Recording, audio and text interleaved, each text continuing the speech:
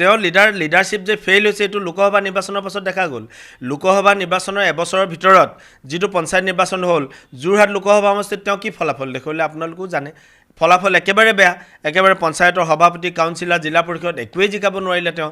তাৰমানে গৌৰৱ গগৈৰ যিটো লিডাৰশ্বিপ, মানুহে নতুন ল'ৰা এটা পায়, মানুহে আশা কৰিছিলে যে গৌৰৱ গগৈ কিবা হ'ব, কিন্তু গৌৰৱ গগৈ এনেকুৱা কিছুমান বিষয়ৰ লগত জড়িত হৈ পৰিলে, পাকিস্তানৰ লিংকৰ পৰা আৰম্ভ কৰি তেওঁৰ 4টা পৰিয়ালৰ 4জন সদস্যৰ 3জনকে ব্ৰিটিছ নাগৰিক বনাই থোৱা, এই গোটেই যিবিলাক অসম বিৰোধী আৰু অসমীয়া বিৰোধী যিবিলাক বিষয়, এই বিষয়বিলাকে গৌৰৱ গগৈৰ আগৰ সেই ভাৱমূৰ্তি আৰু এতিয়া ৰাইজৰ মাজত নাই, ইতিমধ্যে ম্লান পৰিছে আৰু গৌৰৱ গগৈৰ নেতৃত্ব ইতিমধ্যে লোপ পাইছে বুলিয়ে ক'ব লাগিব।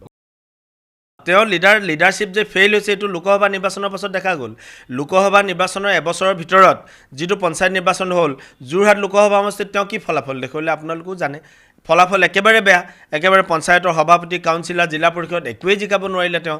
তাৰমানে গৌৰৱ গগৈৰ যিটো লিডাৰশ্বিপ, মানুহে নতুন ল'ৰা এটা পায়, মানুহে আশা কৰিছিলে যে গৌৰৱ গগৈ কিবা হ'ব, কিন্তু গৌৰৱ গগৈ এনেকুৱা কিছুমান বিষয়ৰ লগত জড়িত হৈ পৰিলে, পাকিস্তানৰ লিংকৰ পৰা আৰম্ভ কৰি তেওঁৰ 4টা পৰিয়ালৰ 4জন সদস্যৰ 3জনকে ব্ৰিটিছ নাগৰিক বনাই থোৱা, এই গোটেই যিবিলাক অসম বিৰোধী আৰু অসমীয়া বিৰোধী যিবিলাক বিষয়, এই বিষয়বিলাকে গৌৰৱ গগৈৰ আগৰ সেই ভাৱমূৰ্তি আৰু এতিয়া ৰাইজৰ মাজত নাই, ইতিমধ্যে ম্লান পৰিছে আৰু গৌৰৱ গগৈৰ নেতৃত্ব ইতিমধ্যে লোপ পাইছে বুলিয়ে ক'ব লাগিব।